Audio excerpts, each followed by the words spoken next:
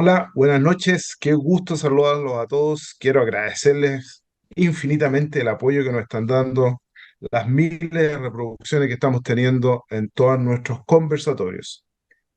Eso es gracias a los tremendos personajes que nos permiten conversar con ellos, aprender de ellos y desafiarnos. Hoy día tenemos un invitado en medicina, decir un disclosure, porque yo a Gonzalo de la Carrera, diputado de la República, lo conozco antes de que él fuera político, cuando él tenía un pasado empresarial y de emprendedor muy exitoso, y debo reconocer que le tengo aprecio desde ese momento. Nos tocó hacer un par de conversaciones en esa época por un par de proyectos y realmente debo reconocer que me sorprendió su agudeza y su mirada de cómo hacer las cosas. Así que aquí estamos en una mirada un poco distinta. Gonzalo, qué gusto saludarte. ¿Cómo estás tú? Muchas gracias por la introducción, Ricardo. El aprecio es mutuo, tengo mucho afecto y también tengo mucho afecto por quien trabajó conmigo, que es tu señora, ¿no es cierto? Durante muchos Así años. es. Tuvimos mucho éxito, así que feliz de estar. He hecho hartas cosas en mi vida, probé con la radio, tienes tú, Así ¿no? es. Con el directo al grano, que creo que ha sido uno de los trabajos más gratificantes que he podido tener en mi vida y que espero volver después de la política a ello. Qué bueno que lo planteas. ¿Quieres retirarte de la política en algún momento? Sí, sí, yo creo que necesito recuperar mi vida, mi libertad. Eh, Lo intenté, bueno, salí electo primera mayoría, logré que un parlamentario más fuera arrastrado con mis votos, o sea, que pudiese ser electo, que fue Cristian Araya. He podido ver la política desde dentro. Yo de repente pienso en ustedes, en la radio, cuando nos cruzamos, cuando uno analiza la política desde afuera, cree que se las sabe todas o cree que las lee todas. Y la verdad es que la dinámica de la política internamente en el hemiciclo es muy distinto a lo que uno se imagina que son las cosas. Uno se imagina las cosas como que si fueran, o sea, los políticos actuáramos en bloque, como que si fuéramos la derecha, la centroizquierda, la centroderecha y la izquierda, y no es así. Podemos profundizar más sobre ese tema, pero en definitiva yo quise ir a la política para aportar como una persona que no venía del mundo de la política, que ha trabajado en el mundo real, que sabe lo que es correr riesgo, que sabe lo que es que te vaya bien y que te vaya mal, que sabe lo que es emprender, emplear personas, generar riqueza, distribuir riqueza, administrar recursos escasos. Por Dios, que es importante entender que el mundo hay escasez y tratar de aportar desde mi mirada técnica, con mi experiencia. Yo fui, no sé, top director y presidente y gerente general de empresas medianas, chicas, grandes y hasta que transan en bolsa. Y por lo tanto tenía un cúmulo de experiencia que quería compartir en el Congreso y que la experiencia me ha demostrado que muy poco paso para la técnica, otras los códigos que se manejan.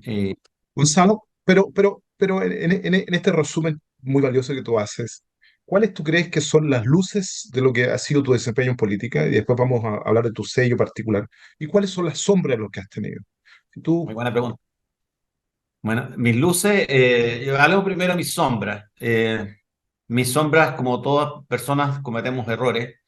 La primera sombra fue haber no sabido enfrentar un evento que para yo lo califico como un portonazo, que fue cuando me agredió a pechazos el vicepresidente de la Cámara de Diputados. Y yo tuve varias opciones, pero esas opciones son en el instante. Uno realmente actúa con el inconsciente, no actúa con el consciente. Bueno, tú eres médico, tú sabes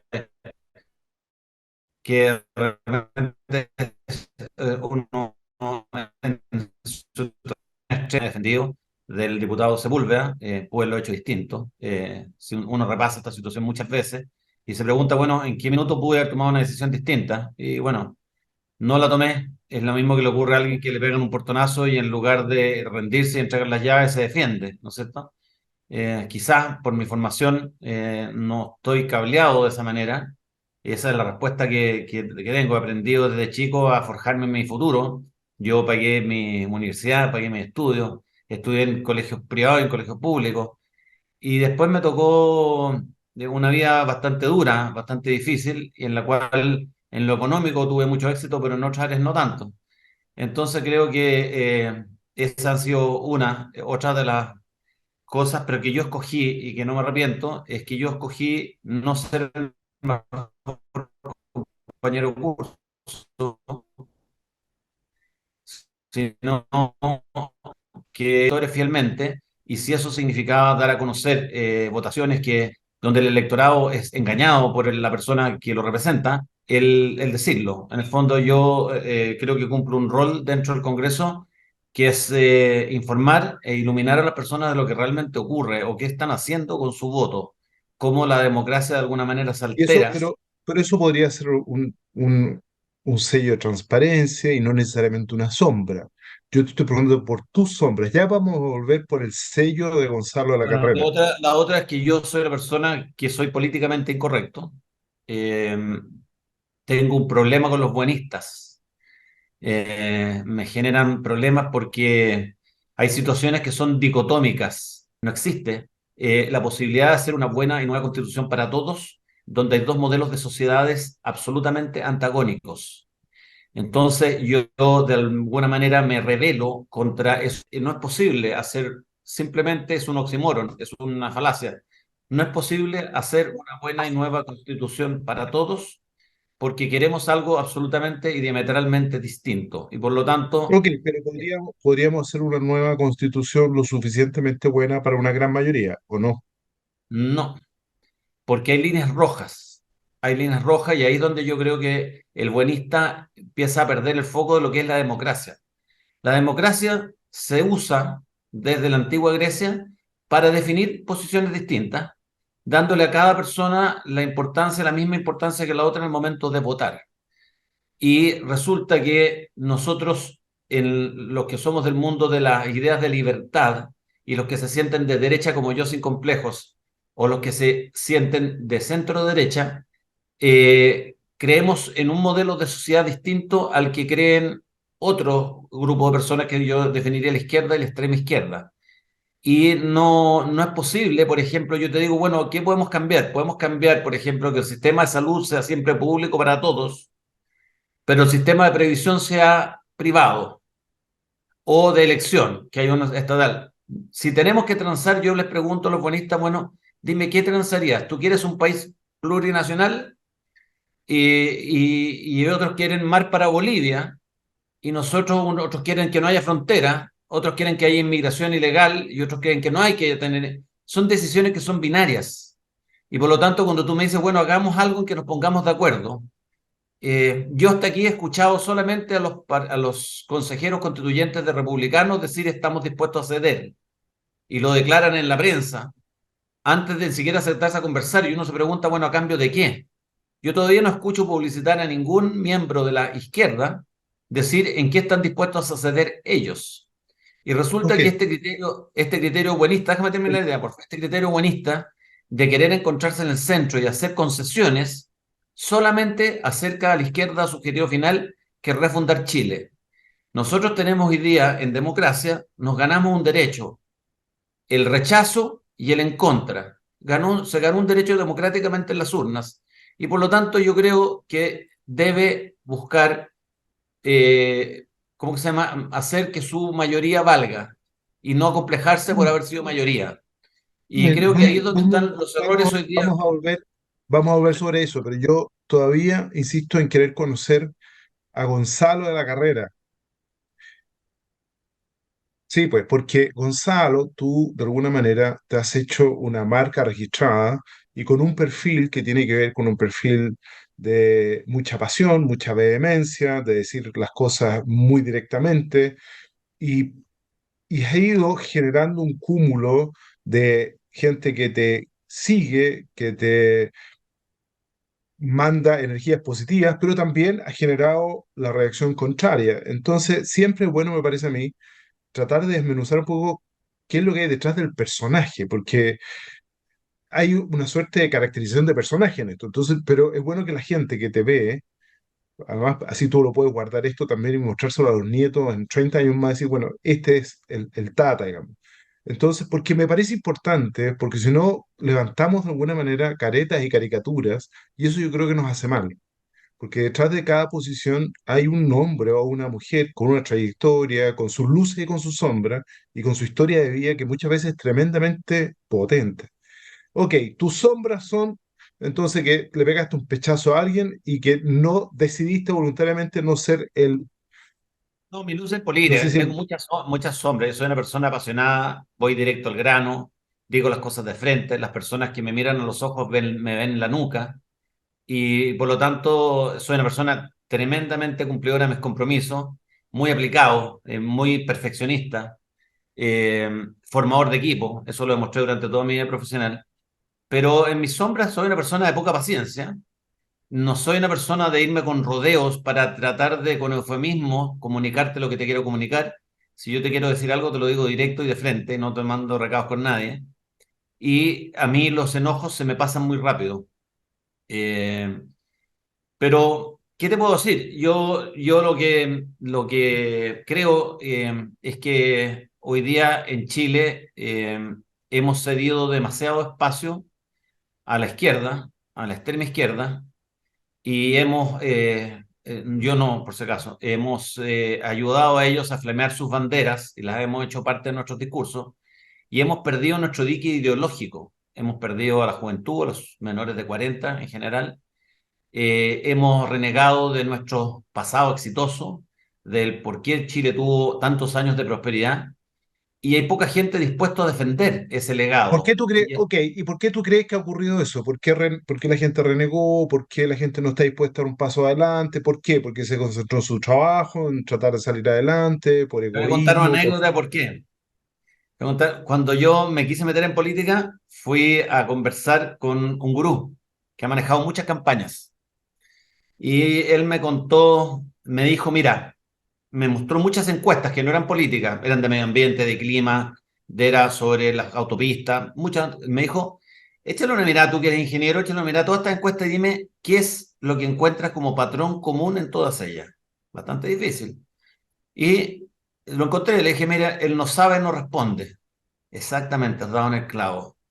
El público objetivo siempre para un político es el no sabe, no responde. Porque el resto o están contigo o no están contigo. Y lo otro que me dijo es que la mayoría de los políticos vienen a mí a preguntarme, y me contó una anécdota, me dijo, no voy a nombrar el nombre político para no dejarlo mal, una persona que tenía aspiraciones presidenciales le fue a decir había sido ministro, ministra, le fue a preguntar a este gurú, oiga, ¿cómo lo hago para disminuir el rechazo? Entonces le contestó, le dijo, mira, no te voy a cobrar nada, porque lo que tú me preguntas es obvio, retírate de la política. Entonces, a mí me dijo, mira, aquí hay dos variables que son muy importantes en política. Una es tener conocimiento. Segundo es tener un alto nivel de rechazo. Y tercero, ser consecuente y valiente. Entonces exploramos el tema del rechazo. ¿Por qué hay que tener alto rechazo? El día que los medios de comunicación de tu contraparte, es decir, tus adversarios de izquierda, te tomen en cuenta, va a ser el día en que te van a aplicar Gramsci, van a tratar de destruir tu imagen, tu identidad, tu dignidad, van a tratar de afectarte a ti en lo personal y en lo familiar y te van a hacer mucho daño de manera de cancelarte. ¿Estás dispuesto a tener rechazo? Si no, no te metas en política. Hay mucha gente cuando comenta en radio, yo lo escucho a usted porque soy fanático de escuchar el programa, de que entienden el mundo, y así lo entiende la mayoría de la elite por lo demás, como que hay que pasar colado, desapercibido y con muy bajo perfil para no generar rechazo. Bueno, en política la regla es distinta. Si tú quieres que tu opinión trascienda la esfera pública, tú tienes que tener gente que te rechace y que te tome en cuenta.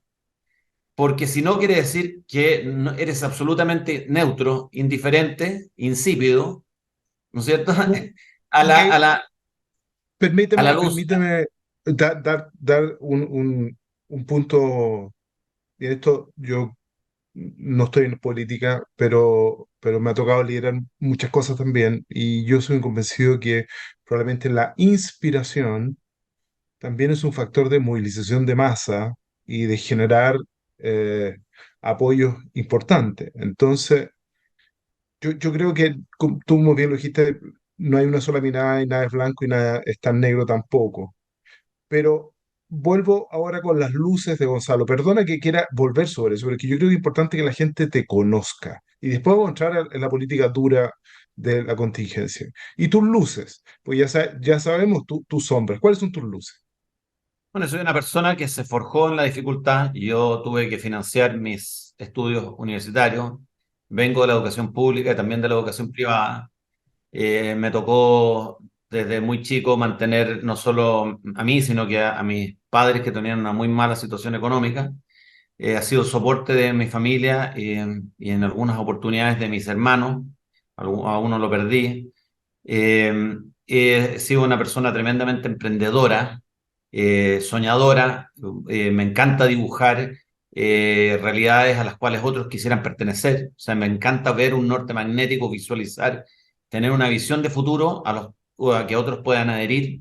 Y así, por ejemplo, en Oriflame, donde trabajaba tu señora conmigo, llegamos a tener 100.000 vendedoras o socias, le llamábamos, a nivel de América Latina, donde yo desarrollé cada uno de los mercados desde cero y fui vicepresidente, presidente para América Latina y fui miembro del comité directorio ejecutivo de una empresa muy grande como se llama Oriflame International.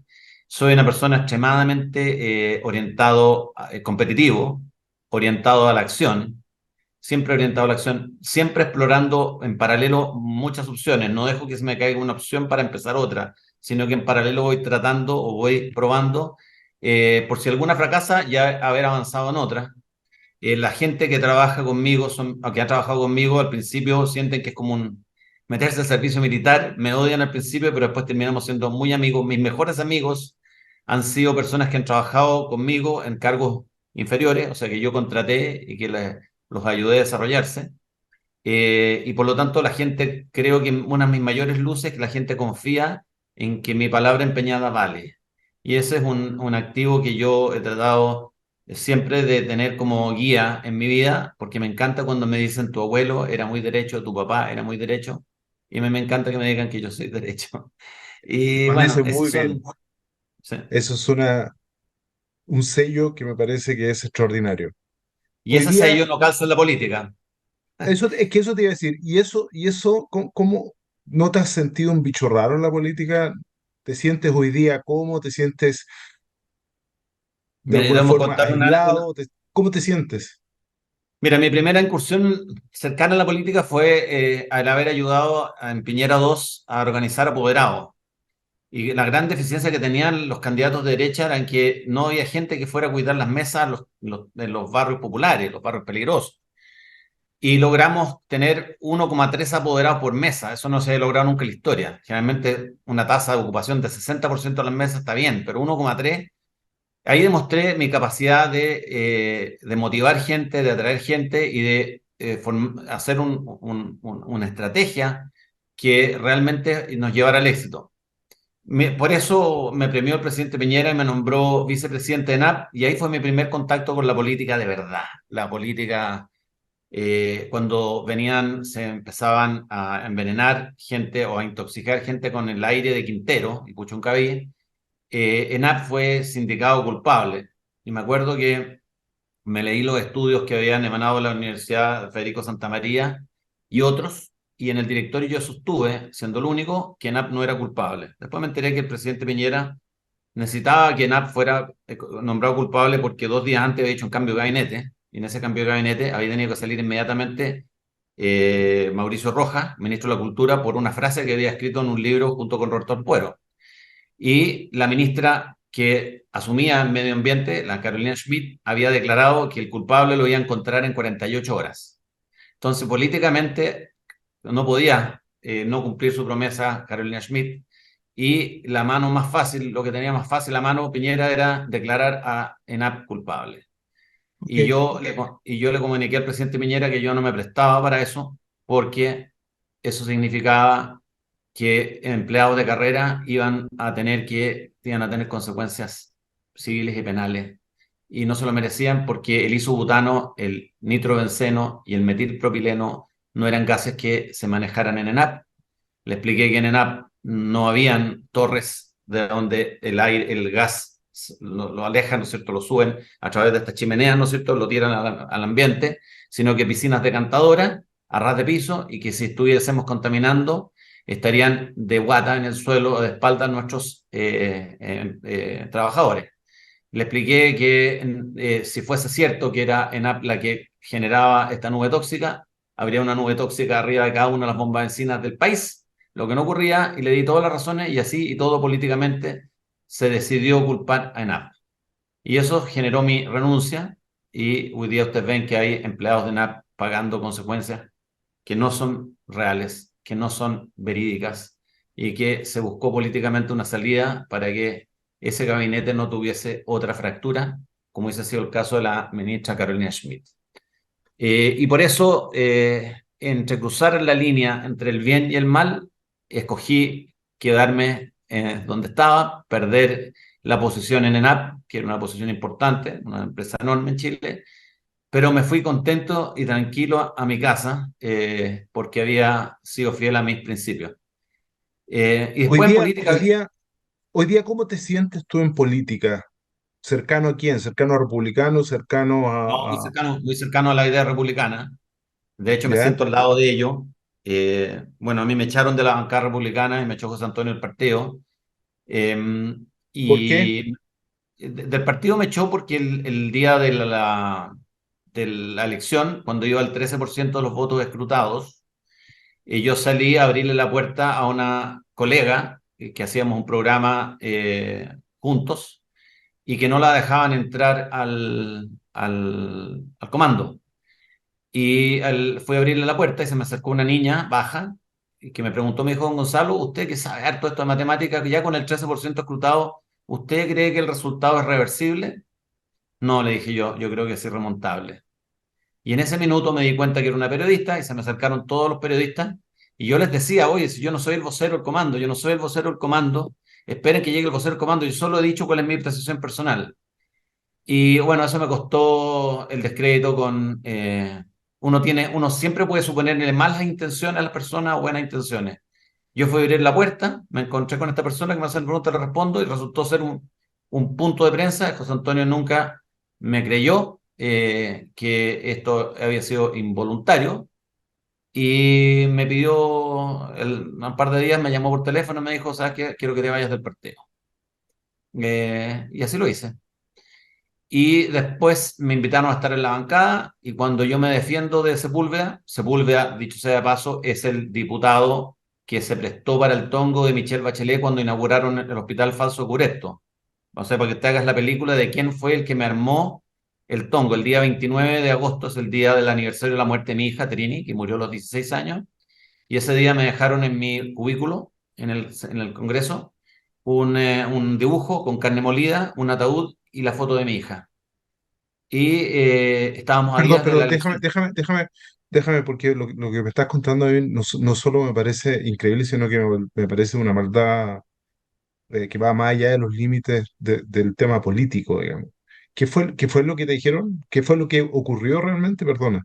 Encontré en mi currículum con una hoja de papel donde estaba dibujado un ataúd, carne molida, una foto de un paquete de carne molida, y la etiqueta de la carne molida era mi hija, que se había fallecido y ese día era su aniversario número 14 o 15 de su fallecimiento. Ella falleció teniendo 16 años. Y bueno, no hice caso a la provocación, ya había visto esas publicaciones en Twitter por lo demás, así que no le presté mayor atención.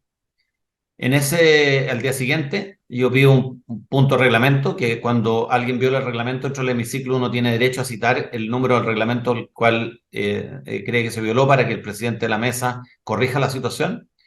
No me daban el punto de reglamento, no me prestaba atención el presidente, entonces esperé a que terminara la sesión. Se fueron prácticamente todos los parlamentarios, quedamos muy pocos dentro de la sala, y fui a hablar con el presidente de la mesa a decirle, oiga, yo no entiendo por qué usted no cumple con el reglamento de la mesa de otorgarme un punto de reglamento que yo le pido. Y estaba en medio de esa discusión cuando veo de reojo subir a alguien al hemiciclo, a la testera, caminó unos 10 metros y me pegó 3 pechazos seguidos. Y yo no sabía, dije, bueno, si viene por el tercero, ya a lo mejor en el cuarto me va a pegar. Y ahí escogí defenderme. Yo le pegué en la cara para apartármelo, para sacármelo de encima.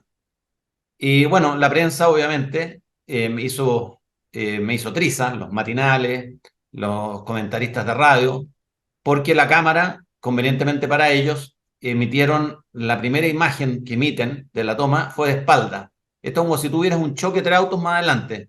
Tú no notas qué pasó con el auto que iba adelante del que chocó. Bueno, en este caso, yo pedí después que repararan, pero ya fue muy tarde, que mostraran las imágenes desde el centro del hemiciclo, desde donde se puede apreciar perfectamente el encuentro entre esta persona y yo y que me pega 3 pechazos.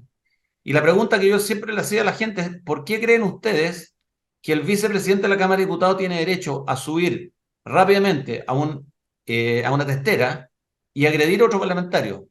Nadie se hizo esa pregunta, todos hicieron un juicio y me condenaron. Bueno, en ese mismo minuto, Republicanos tomó la decisión de apartarme de la bancada sin siquiera presumir la presunción de inocencia, que es básico, sin siquiera pedir pruebas antes de tomar la decisión. Fue una decisión Gonzalo, política. ¿Eh? o sea, claramente, digamos, aquí hay una versiones encontradas. Yo vi efectivamente el video que tú señalas después y se ve como hay una agresión previa hacia tu persona y tú reconociste que respondiste mal a esa agresión, porque probablemente otra decisión un poco más sabia probablemente habría sido, oiga, mire lo que está ocurriendo, yo no voy a devolver la agresión, pero bueno, son situaciones que probablemente uno a la distancia puede recomendar, pero quizás si uno hubiese estado en la situación habría reaccionado de esa manera o incluso de otra manera peor. Déjame llevarte al terreno político, duro. ¿Cómo ves el gobierno hoy día, el gobierno del presidente Boric? No existe. No existe gobierno porque no existe capacidad de gestión, no existe ministros. El único ministro calificado para el cargo es, y ahí voy a ser directo y políticamente correcto, es deshonesto intelectualmente, que es el ministro Marcel. Los demás ministros, prácticamente todos, no están calificados para ejercer el cargo para el cual están desempeñando, como el presidente de la República no está calificado para habitar el cargo que habita.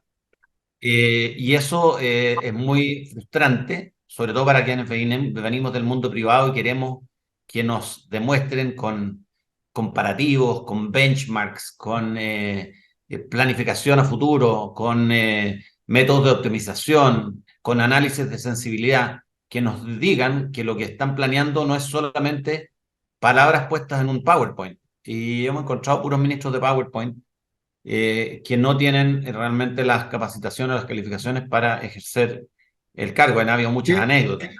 ¿Por qué el ministro Marcel, tú dices, está capacitado, pero intelectualmente es deshonesto? Esas fueron las palabras que dijiste, Sí, ¿no? sí, sí. ¿Por qué tú El haces retiro, el retiro, por ejemplo, el último retiro de la AFP, él dijo que generaban inflación y el bono de invierno no generaba inflación.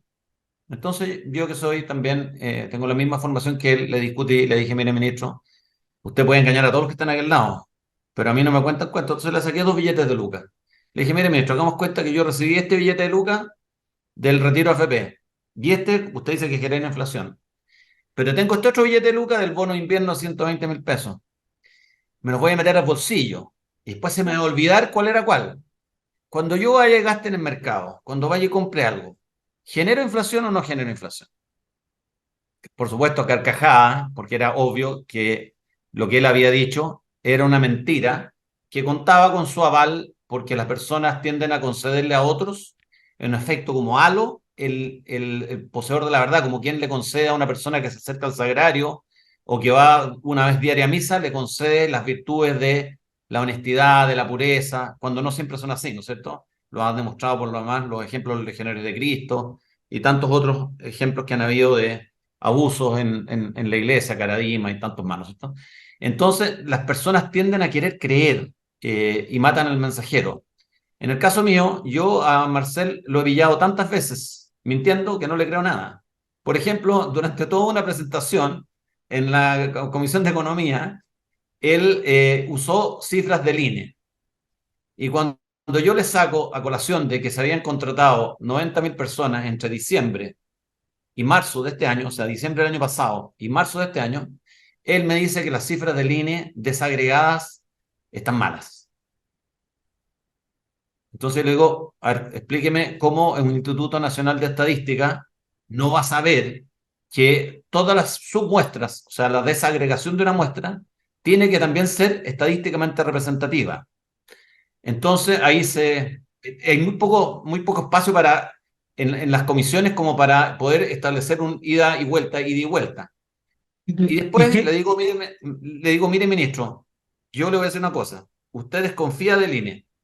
Usted acaba de decir que el INE no es capaz de estadísticamente predecir el niveles de empleo y subcategorizarlos por edades, por sexo, porque se pierde el valor de la muestra, ¿cierto? ¿Por qué entonces todas las láminas anteriores, las 28 láminas anteriores que usted nos ha presentado y que son del INE, tenemos que darlas por ciertas? Y tuché, yo creo que de alguna manera, si tú conversaras con la gente que está conmigo en las comisiones donde yo estoy, disfrutan de estos intercambios, porque realmente la gente que va a exponer al Congreso está acostumbrada a exponerle a personas que no tienen Que una no tienen formación conocimiento. en la vida Obvio, real. obvio. Gonzalo, y si es que no hay gobierno, porque no hay gestión y porque, según lo que tú señalas, no hay ministros calificados y el que está calificado comete ciertas Me equivoqué, hay uno más calificado que es la Camila Vallejo. calificadas. Sí, sí. Ha hecho una tremenda labor para ella. No estoy que yo esté de acuerdo con su idea, pero ella como ministra vocera creo que no tiene errores que uno pueda achacarle, o muchos errores que uno pueda achacarle, que sean tan Perfecto. evidentes. Y qué es lo que esperas entonces para estos 2 años y medio que quedan en el gobierno? ¿Cuál es tu visión de lo que va a ocurrir en un Chile que está decreciendo, que está perdiendo competitividad, que la inversión está complicada, que el desempleo ya ha completado 9 o 10 meses al alza de forma sistemática, que la evasión tributaria aumenta? ¿Qué es lo que ves tú? ¿Hay un golpe de timón? ¿Hay una mejora? ¿Vamos a No, seguir? ¿Qué? no. Boric ha demostrado sucesivas veces que él es un revolucionario, que sigue pensando que él es el líder de un movimiento estudiantil. De hecho, lo demostró saliendo a protestar junto con Baltasar Garzón el día que se estaban tratando de tomar la moneda. Él ha decidido muchas veces posicionarse como un presidente de un sector de la sociedad, que es la extrema izquierda, y no de todo el país. Él es una persona que habita un cargo que no le, que, a la cual no es capaz de habitarlo con dignidad, con la dignidad del cargo, con la prestancia, ya sea desde la manera de vestirse a la manera de actuar. Y por lo tanto, creo que él está dando manotazos de abogado. No creo, no me imagino reuniones bilaterales como las que podría haber tenido el presidente Piñera con sus ministros, él con sus ministros, porque no entienden las materias que están hablando. Y tampoco se han rodeado de gente que sí entienda mucho. Hoy día, ahora recién llegó una ministra de Minería y Energía que es calificada, que trabajó para el gobierno de Bachelet, después se fue al grupo Luxich, pero en realidad son muy escasos y no, la única carta que ellos tenían era ganar en el plebiscito y su plan de gobierno era transformar a Chile, hacer un Chile refundado. Y esa meta, ese norte magnético no han cejado, no han dejado de pensar que es posible o que lo van a lograr de alguna forma. Y por eso te ¿Qué? digo que hay dos modelos hay dos modelos de sociedad contrapuestos y que la izquierda no se va a satisfacer. Gane el apruebo o gane el rechazo, vamos a seguir en la incertidumbre jurídica y constitucional igual. Fíjate que a Eh, mí me ha tocado, ya sea en el programa radio o en este programa de Unidos por Chile, con entrevistas un poco más pausadas y que permiten a uno profundizar.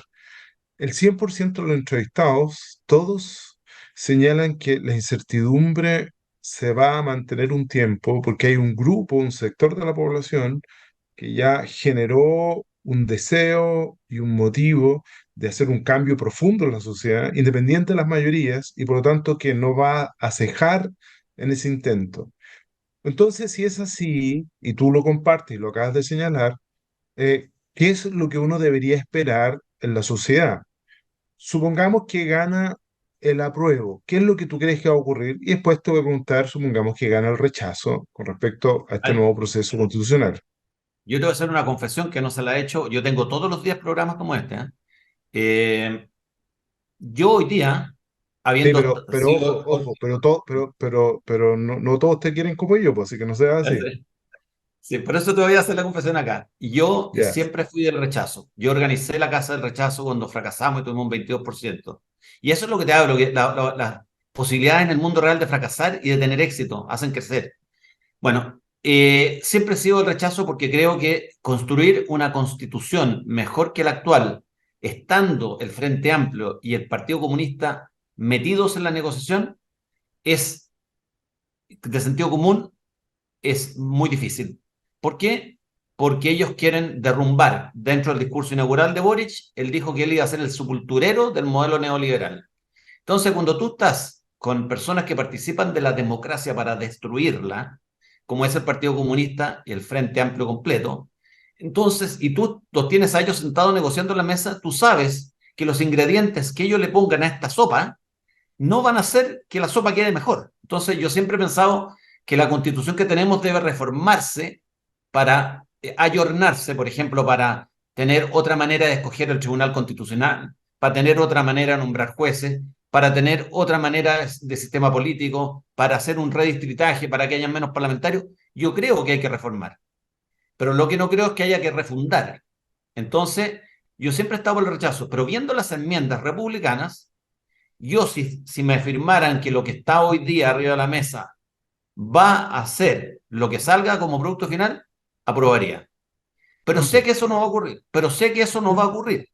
Está bien, está bien, está bien, pero supongamos que se aprueba. Supongamos que se aprueba porque se decide de que efectivamente hay que dar de alguna manera una certeza jurídica y esta es la nueva constitución aprobada por la mayoría y por lo tanto no trae, entre comillas, el vicio de origen del año 80 y después de Ricardo Lagos. Supongamos que se aprueba. ¿Eso tú crees que va a traer tranquilidad? ¿Va a traer No. certeza jurídica? ¿Tú crees que la gente de extrema izquierda va a decir, ok, perdimos, nos vamos para la casa? ¿O tú crees que va a comenzar nuevamente un tema de incertidumbre e inestabilidad política y social? Los primeros 2 años, pura incertidumbre, porque hay que hacer toda la legislación para hacer operativa en la Constitución. Y paralelamente, el Congreso bajó el quórum que nos distinguía entre un país serio y un país bananero, bajó el quórum a 4/7. Y eso hace que, por mayorías circunstanciales, estén constantemente intentando reformar la Constitución hasta llevarla hacia donde ellos quieren, que es a acabar con la libertad de nosotros de escoger la educación de nuestros hijos, que sea la educación totalmente estatal, a lograr que la previsión sea manejada solamente por el Estado y capturar los fondos políticamente, lo mismo con la salud pública. Ellos van a seguir insistiendo como lo han hecho siempre. No sé si tú te recuerdas cuando marcaban el voto con AC, Asamblea Constituyente, la Sí, primera vez que claro, lo hicieron creo que lograron un por ciento de los votos que quedaron marcados. así. Después lograron meter en una constitución. Ellos no van a cejar, no van a cambiar. Entonces yo creo que si gana la prueba es una falacia y es muy naif, es muy ingenuo pensar que vamos a tener un periodo, una constitución que nos va a regir durante los próximos 40 años y vamos a estar tranquilos y hay certeza jurídica. No, no va a ser así. Ok, ¿y si gano rechazo? Si gana el rechazo menos. O sea, tampoco. Si gana el rechazo quedan más lejos del objetivo de refundar Chile, porque tendrían que hacer muchas reformas y lograr muchas veces los 4/7 para dibujar el país que ellos quieren. Si gana la prueba, quedan más cerca. Pero depende cuál apruebo gane. Si el apruebo que gana es el de la comisión de expertos, la izquierda queda con una constitución habilitante y se dan por satisfechos porque saben que en el Congreso, al mes siguiente, empiezan con la reforma para habilitar esta constitución que les da la pasada. Esa es la Ok, constitución de los expertos. pero si las enmiendas que ha presentado el Partido Republicano de alguna manera Chile logran vamos, y pasar Chile vamos. y Sí, Chile vamos, sí. y algunos, y hoy día se han estado sumando alguna gente de la centroizquierda también, que han ido entendiendo esto, si esas enmiendas le dan cierta seguridad y ciertas cortapisas para los cambios a cada rato, tú estarías dispuesto a votar por apruebo. Sí, sí, pero es que la cortapisa que hay es muy baja, es 3/5. Son 3 votos más en la Cámara, 3 o 4 votos más y una en el Senado. Y puede ser un poco menos si reduce el número parlamentario. Puede que sean 2 votos, ¿no? ¿No es cierto? Si se reducen los parlamentarios a Ok, ciento ok. cincuenta Por lo ¿ya? tanto, por lo Entonces tanto, quedamos, en ambos escenarios pareciera ser que lo que viene para adelante sigue siendo un periodo de incertidumbre en Chile. sí, sigue siendo un periodo de ¿En qué incertidumbre. termina eso? Porque, Esto como, perdona, te puedo Gonzalo, lo usar que el pasa es que chilenismo, durante es 30 que años yo lo nos escucho y me da acostumbramos a cierta risa porque estabilidad. veo la dinámica cuando ustedes discuten, escucho el Checho, Me da risa. Esto es como hacerse pipí en los pantalones. Los primeros 15 minutos estáis tranquilo y calentito, pero después se enfría y después tenéis que cambiarte de ropa. Eso va a pasar si se aprueba o se rechaza la nueva constitución. El mundo, no sé, la bolsa va a saltar unos días, pero después nos vamos a encontrar con los problemas de implementaciones reales, ideológicos, con las líneas rojas. Y va a empezar, por un lado, a ver cómo ponemos en marcha esta constitución, que ya genera incertidumbre entre todos los actores, y lo segundo es cómo cambiamos lo que se hizo porque no nos dejó satisfechos ni a un lado ni al otro. Y resulta que la única manera de que Chile no sea un país bananero es volver a los quórum altos, a los 2/3. Es volver, pero un poquito más atrás, es volver al binominal, donde eran dos bloques. Hoy día la cantidad de partidos que hay hace que muy pocas personas tengan un poder enorme y que sean absolutamente influenciables, o que sean transables, que puedan vender su voto, cambiar su voto. De hecho, Pepe Auto hoy día en la segunda dice algo que es verdad. Generalmente estoy en desacuerdo con él, pero bastarían 4 votos de Chile Vamos en el pleno, en el final de este proceso, que recordemos que este proceso sigue con los expertos, que pueden Así es. modificar, morigerar, corregir, sustituir, eliminar lo que han hecho los constituyentes, siendo los constituyentes democráticamente electos, y los expertos electos a dedo, por nadie, electos a dedo por gente que se tomó el poder nomás, que fueron 8 cocineros.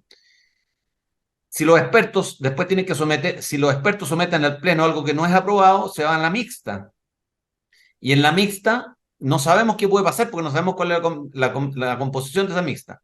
Pero supongamos, lo que dice Pepe Out, que 4 personas de Chile Vamos quieren propinarle una derrota a lo que le van a llamar ahora la Constitución de Republicanos, nunca vamos a llegar a un plebiscito final porque no va a haber texto aprobado. Es decir, vuelvo a repetir, si pasados los expertos se somete a la votación de nuevo en el Pleno de los constituyentes y no se logra el quórum para aprobar el texto, no hay texto. Y Ok. por lo tanto, y por lo tanto no hay plebiscito de salida. Y por lo tanto existe la constitución actual. Que para la izquierda, extrema izquierda, la entiende derogada. Y por eso la han violado en el Parlamento. Si los parlamentarios son los que más han violado la Constitución, los que juran respetar la Constitución son ¿Cómo- los que más la han Ok, ¿y violado. cómo? Qué buen tema. ¿Cómo solucionas el tema de que el propio legislador, quien se compromete y jura defender la Constitución y hacerla cumplir, además, la viola sistemáticamente? ¿Cómo No tiene, mejoramos eso? ¿Cómo? no tiene solución. Ese es el grave problema, porque en definitiva los códigos políticos, y eso es lo que yo te digo, cuando ustedes hablan de Chile Vamos, ustedes creen que están hablando de la derecha y la centro derecha, Chile Vamos más republicanos. No es así. En Renovación Nacional deben haber 2/3 que son socialdemócratas y deben haber unos 3 o 4 parlamentarios que perfectamente tú los podrías ir a sentar a la bancada del Partido Socialista. En la UDI existen al menos 2 parlamentarios o 3 parlamentarios que son capaces de defender al Frente Amplio y evitar que caiga en una acusación constitucional Giorgio Jackson, como el diputado Lavín Jr., por ejemplo, que lo defendió como si hubiese sido el mejor abogado penalista posible de contratar. Entonces hay dinámicas en que uno no puede decir a fardo cerrado, estas personas representan un paraguas de ideas más o menos uniforme. La Renovación Nacional es una comunidad de techo, donde uno encuentra de todo. Y Evópoli es un partido que tiene su alma puesta en la centroizquierda y que quiere ser, yo fui fundador de Evópoli, me retiré, que quiere ser lo que fue la democracia cristiana en su mejor momento. Esa es la aspiración de Evópoli. Evópoli quiere ser un partido centroizquierda. Lo he dicho varias veces Gloria Hood, y lo veo permanentemente en Francisco Undurraga, que es una persona eminentemente de centro izquierda. Y por lo tanto, ellos han dicho, por lo demás, que jamás aceptarán en el pacto de Chile Vamos a republicanos. O sea que si por la puerta que entra republicano se sale Evópoli. Lo curioso es que republicano pesa y Evópoli vale nada. Evópoli no tiene hoy día ni siquiera una bancada de 5 parlamentarios, creo que son, en total. Y por lo tanto, hoy día hay mucho temor, y con esto te quiero decir la parte de mi sombra, que son las que se notan. Hay mucha gente que tiene mucho temor a la prensa. que tiene mucho temor a que le falseen lo que dijo, que lo dibujen distinto, que le hagan daño a su imagen y por lo tanto son cancelados en el discurso, o sea, no pueden decir lo que quieren decir porque son tachados inmediatamente o de misógenos. Si tú discutas con una mujer en el hemiciclo, eres misógino, eres patriarcal. Y por lo tanto, para no ganarse ninguno de esos apelativos o esos exabruptos, prefieren callar o moderar. Ok, Y creo que el rol que yo Gonzalo, cumplo en el Congreso y que cumple Johannes Kaiser y que cumple la Gloria Navellán desafía esos parámetros. Nosotros ya estamos curtidos, pero no nuestra familia, fíjate, eso es lo triste, no nuestros ese, o hijos. sea, pero hay un costo ahí que estás pagando que me parece Sí. a mí que es un costo alto personal, ¿no? Sí. Sí, un costo Y, tremendamente alto y por eso sí, es claro. que te digo que yo no voy a la reelección.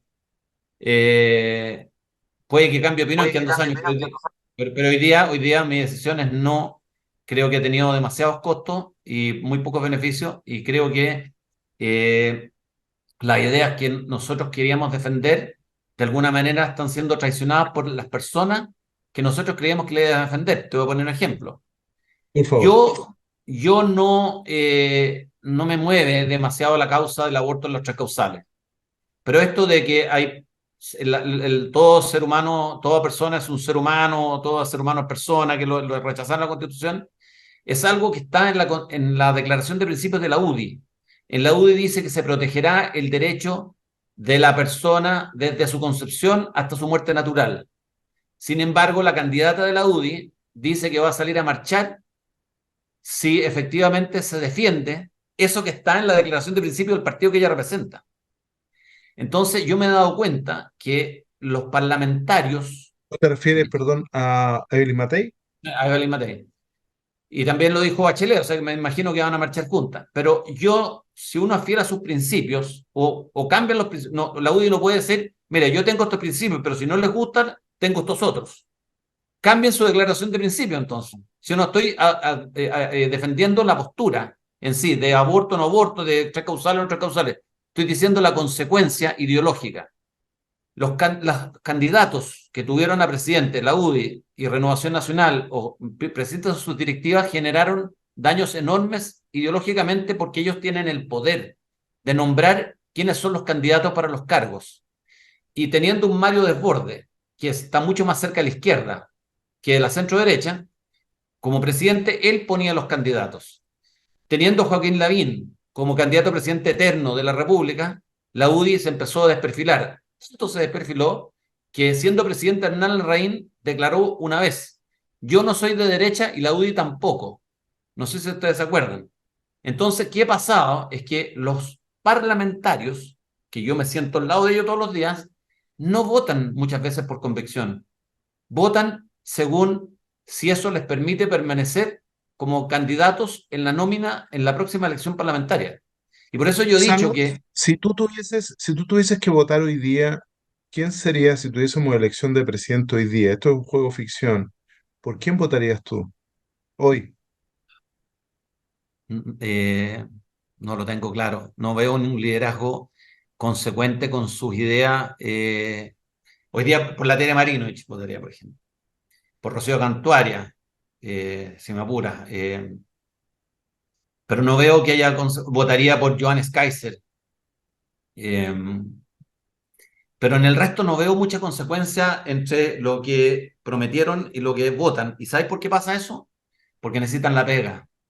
Yo, si ¿Cómo, pudiese hacer un cómo se cambio, colisiona, está bien, pero cómo se colisiona el pragmatismo con la consecuencia? Porque algunas veces en política este del avanzar sin transar genera daño también. Entonces, mi pregunta es, los acuerdos, el ceder, el de alguna forma buscar puntos de encuentro, ¿no es una buena cosa también? A pesar de que no, no siempre, necesariamente... siempre, siempre buscar puntos de encuentro es una buena cosa, pero yo te voy a preguntar a ti ahora, ¿cuáles puntos de encuentro o sesiones ha manifestado públicamente la extrema izquierda que está dispuesta a conceder en este proceso?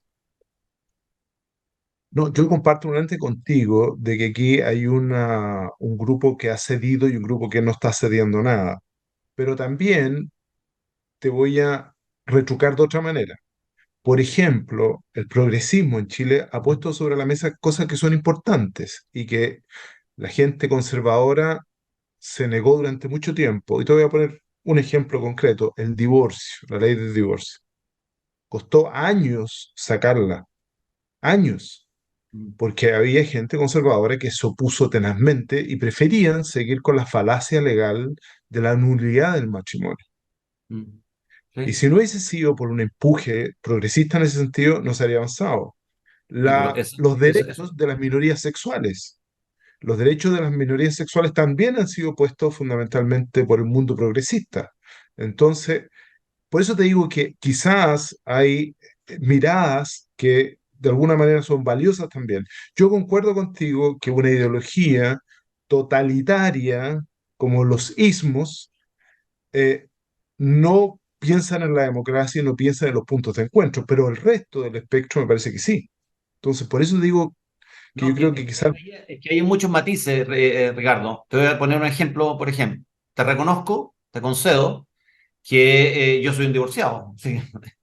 Te concedo que el progresismo ha puesto sobre la mesa ideas que han ayudado a la sociedad a evolucionar, ¿no es cierto? Pero también ha puesto otros que han ayudado a la sociedad a envenenarse, como la educación sexual integral, por ejemplo, De acuerdo. como, como el derecho, como la autonomía progresiva, en que los hijos ya no tienen que deberse a la patria potestad de sus padres, sino que sus propios impulsos a cualquier edad, y que podrían, en definitiva, hacer demandas contra sus padres con un abogado puesto por el Estado, como, por ejemplo, el tema del lenguaje, en que tenemos que hablar les, las, los, lis y luz y nos controlan el lenguaje, como el tema de la hipersexualización de los niños en edad prepolaria, que decían que no pasaba en Chile, pero ya hemos visto que sí pasa, y que eso le obliga a que los aceptemos que los niños son un constructo cultural, que lo que tienen entre las piernas en sus genitales no lo escogieron y que por lo tanto ellos a temprana edad tienen que experimentar.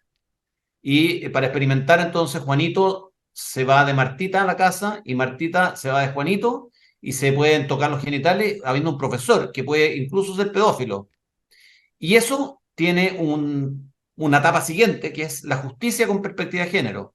Si ya aceptamos del progresismo la perspectiva de género, tenemos que aceptar después, a renglón seguido, la justicia con perspectiva de género. Y la justicia con perspectiva de género puede ocurrir que un violador, un pedófilo, se presente ante el juez y diga que no ha sido pedofilia lo que ha cometido, sino que él se autopercibe como un niño de 6 años. Y como hay justicia con perspectiva de género, entonces la persona sale libre.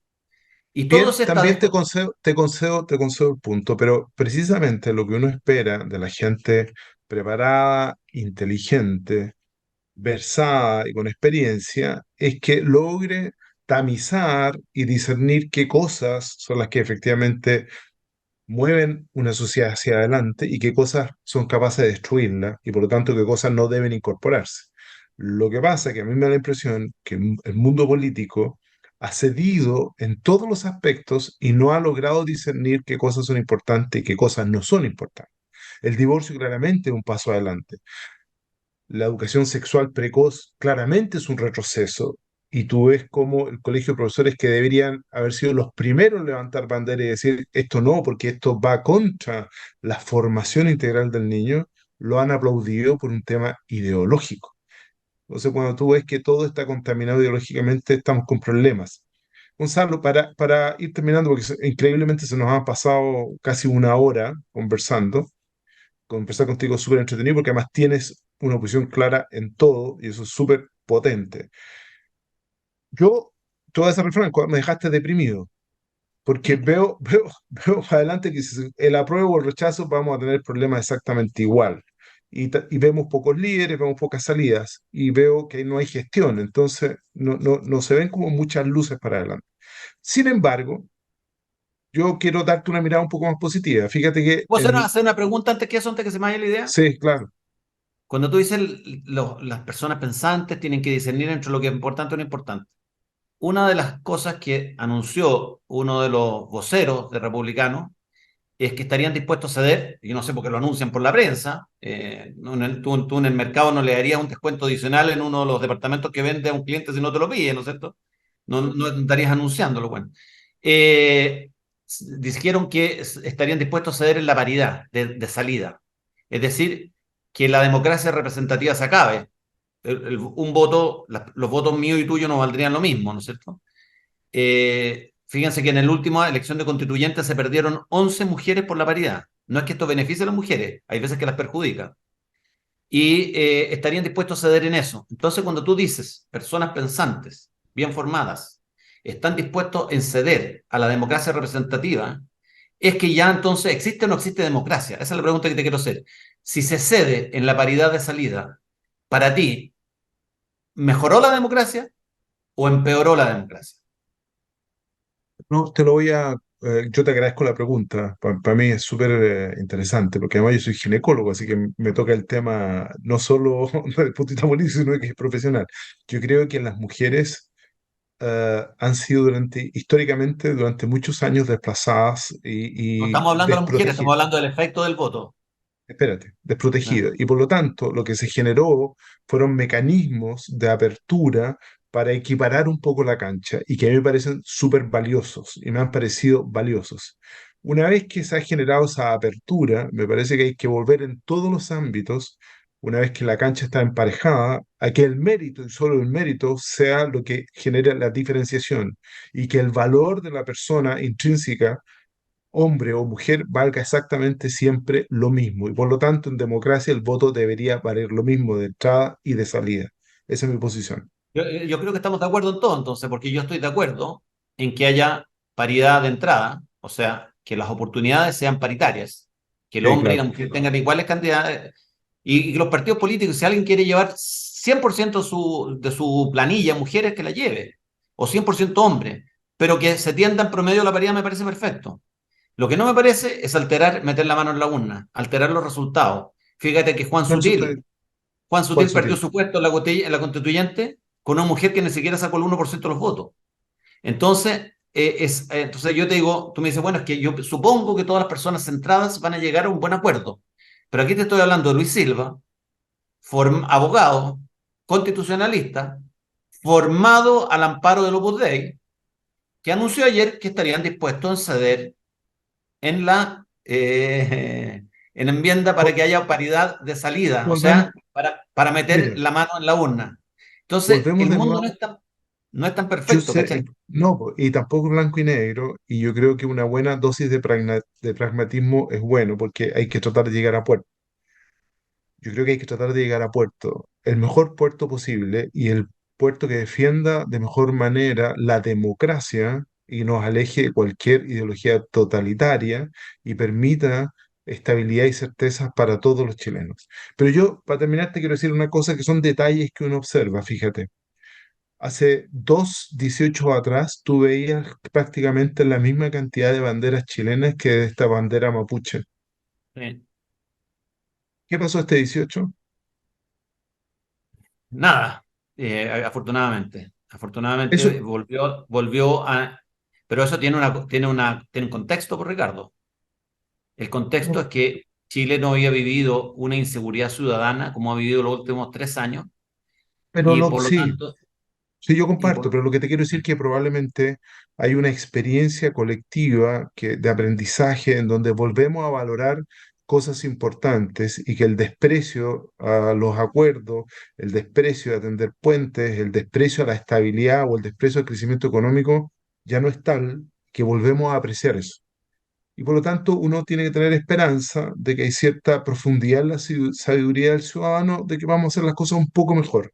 Por lo menos yo quiero pensar eso para ser algo optimista, porque si no, en realidad, te quiero contar algo. Un amigo mío ayer fue al Servicio de Impuesto Interno a corregir su declaración y me mandó la foto del hall del Servicio de Impuesto Interno. Pura bandera mapuche.